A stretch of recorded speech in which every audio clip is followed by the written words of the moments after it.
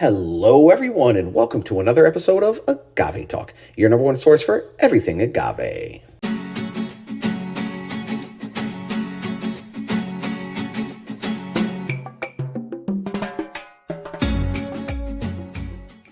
We appreciate you being here with us today. Today, I am checking out part two. Yes, part two.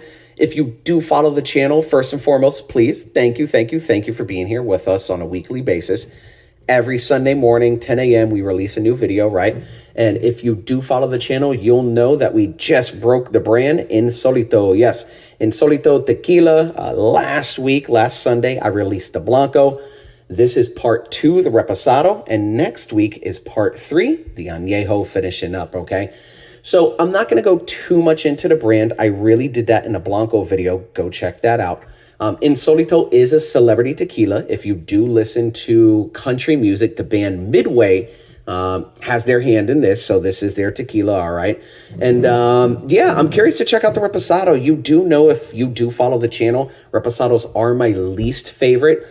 Sometimes, though, there comes where it's like, whoa, that's a surprise, right? So we shall see. I normally tend to lean to the very Blanco side. Love agave, love the way it tastes, love agave bombs. And then all the way on the end, extra añejo, I love to see the progression, how someone can take an amazing Blanco, right, and age it, and what that process does to that finished project years down the line. So, yeah, we're about to check this out. This is coming out of NOM 1558. If you do follow us, you will know, too, that the background is slightly different. You do know that recently I moved to Lima, Peru. Well, I am back now in the States. Yes, I am back in Florida. So if anybody's ever in Florida, please hit me on Instagram, send me a message. Let's drink together, all right? Sharing is caring for sure. But that's why the background looks different. And I'll be honest, I'm not sure if I'm going to keep this background or not. I might change to another end of the house. But for right now, this works, okay? Hoping it looks good, hoping the lighting comes out right. And once again, just thanks for being here with us, all right? So Insólito Tequila, the Reposado, it says is aged for about 6 to 10 months in new American oak barrels. What's really cool about this brand is that it is the highest distillery in tequila. Like, you cannot get higher. And I believe it is in Mexico as well, just the highest in Mexico, right? You cannot get higher than the distillery, the altitude, than where Insólito is produced. So again, I go into that in the Blanco video, kind of how that might affect the flavor during, fermentation, distillation, and things like that. So now we're really going to see how not only does that affect the flavor, but we're seeing how that aging affects the flavor, because this is the Blanco, just aged for about 6 to 10 months. Looking on a website, 6 to 10 months. Okay, it doesn't define it. A lot of times that master distiller, they'll come in, they'll take a taste, and hey, if it's at 6 months, 7 months, 8 months, 9 months, like if it tastes about right, they're just going to pull it, right? Send it to the bottle. So that's why I believe they're probably saying it's 6 to 10 months. It is new American oak barrels. And we shall see, man. I'm going to open this bad boy up right now and just jump right on into it. It is just a little pull plastic thing up here at the top. Let me get that off, throw that to the side, and you can see it's just a little bit still on there. But yeah, okay, I can't take that off. Can I? Yes, awesome. I love this bottle. I had a friend come over specifically today. I said, check out the tequila wall, grab a bottle, see what you like. And they actually went for the Blanco. And just in touching it, he really just wanted to say, can I just touch this bottle? Like, what is this? And it really is. It's like this frosted, painted matte glass kind of thing. He thought it was like a glove sleeve on it. Just really cool, the branding on this. The Blanco, it's like a bright, like a real strong blue. This is more kind of like an aqua green, aqua blue, all right? But with that gold is really shining as well. Look at that. It's tactile as well. Super beautiful bottle. Let's see if the juice tastes as well, all right? So with that being said, let your bottles pop. Oh, yeah. Looking at the screw cap, there it is. You got that flamingo going on up at the top. Insólito at the bottom, and it's just kind of like this rubber It's like a rubber stopper, kind of cool. About to pour this out, so please, if you have not done so already, hit that like and subscribe, as well as follow us on Instagram at Agave Talk. All right.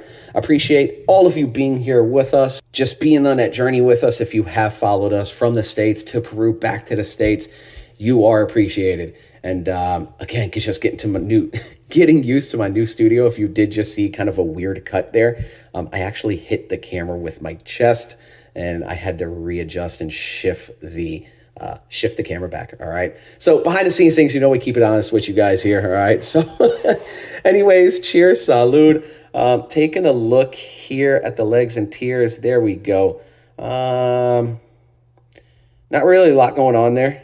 Let me get that going again, get that flowing. It runs, it sticks around. You can see it. You can see it at the top right there. Yeah, that's sticking around. That's not really going anywhere. If I do remember, I think the Blanco really ran, if I remember correctly. But yeah, that right there, that's a light Reposado. So again, from 6 to 10 months. New American oak, depending on how much that's charred as well. That's not really a very dark Reposado. It's more on the lighter side for sure. Let's take a sip. Smell.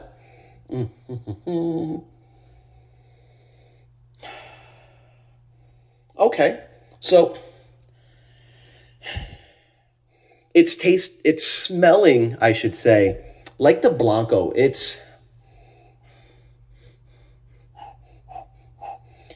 And it's odd because as I've gone back to the Blanco since shooting the first video, you guys know we do this like one take and that's it, right? But going back to that Blanco, I don't know. I want to reach out to the brand and really ask them, what are their production methods and are they using a diffuser for this, to be completely honest?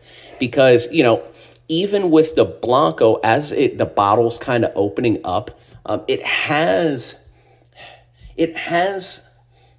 aromas kind of like that nail polish remover, right? Which is a telltale sign of diffuser made tequila. I don't believe this is. I've never asked, but just with that smell, there is slight hints of kind of like acetone, right? That nail polish remover on my nose for sure. You're definitely getting like light hints of oak here as well. Kind of vanilla-ish. Nothing like, it doesn't seem like additive like vanilla, but we'll see what happens when I taste it. You are getting a little bit of a cooked agave. It's not very overpowering. And I believe I remember from the Blanco, like I smelled it, but when I tasted it, I don't really taste it that much. But you are getting pepper for sure, black pepper. And that's what might be kind of making and increasing that smell of that acetone, right? It might be that black pepper kind of battling with the oak, making that smell. But I would be very curious. I'm gonna reach out to the brand and see what they say for sure. But this right here, yeah, it's not a lot going on in the glass. Let's see what it tastes like. I haven't tasted it yet, all right? So cheers, salud. Let's see.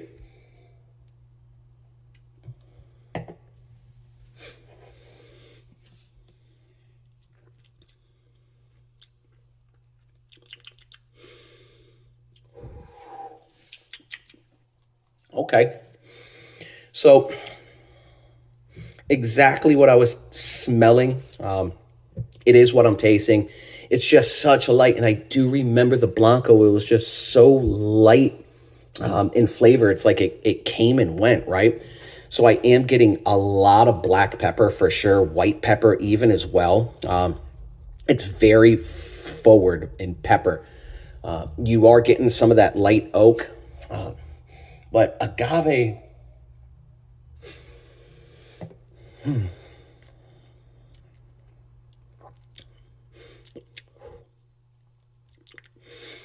You are getting some agave, but again, it's just like, I have to think about it, and then it's gone. Like, it enters, if I'm thinking about it, it's kind of there, and then it's gone. The flavors that are really dominating this are definitely black pepper, white pepper, kind of like, think of like grounded pepper. If you ever have like those little, the black pepper grinder things, right? That flavor, think of that smell. It's that black and white with, you are getting some of those hints of that American oak, how they're aging it in the barrel. But overall, just kind of like the Blanco, it's in and out. The flavor, it's not really big flavor. Even just kind of tasting it right now as I'm talking, it's gone. You know, what's left over really is just some of the hints of the oak. So if you like that, for sure, this is going to be for you. But for me personally, Blancos all day. And again, Reposado is just usually my least favorite. Really excited to try out the añejo. Let's see what happens. Maybe it's going to add some flavor to it. But overall, let me take this last sip.